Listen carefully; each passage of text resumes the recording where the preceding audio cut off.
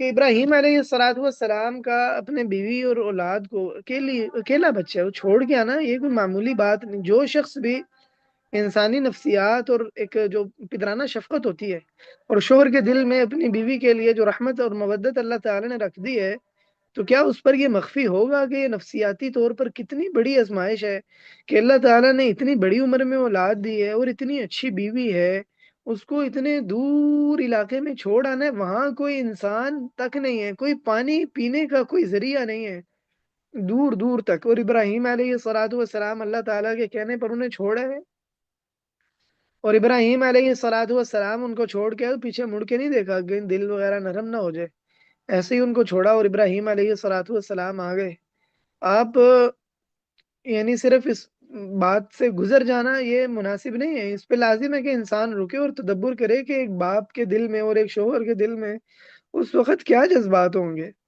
لیکن اللہ سبحانہ و تعالیٰ کے حکم کے آگے مجال ہے کہ ابراہیم علیہ السلام نے کوئی بات کی ہو،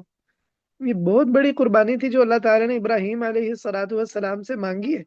لیکن اللہ ابراہیم علیہ السلام نے اس میں کوئی پس و پیش نہیں کیا، ابراہیم علیہ السلام لے گئے۔ تو ان کی بیوی بھی اسی طرح نیک تھی، ہاجر، تو ابراہیم علیہ السلام سے پوچھنے لگی کہ آپ یہ خود ہی چھوڑ کے جا رہے ہیں، یہ اللہ تعالیٰ کا حکم ہے؟ تو ابراہیم علیہ السلام نے بتایا کہ اللہ تعالیٰ کا حکم ہے، تو فرمانے لگی اذن لا یضیعن اللہ، کہ پھر اللہ تعالیٰ ہمیں ضائع نہیں کرے گا۔ عجیب خاتون تھی، ان کا توکل کا بھی ایک عجیب ہی، ان کے توکل میں بھی ایک عجیب ہی مضبوطی تھی۔ کتنے چھوٹے بچے کے ساتھ ماں کا دل تو ویسے پھٹ جاتا ہے اپنے بچے کو دیکھ کے، اتنا چھوٹا سا بچہ ہے، دور دور تک کچھ کوئی چیز نہیں، پانی پینے کا نہیں ہے،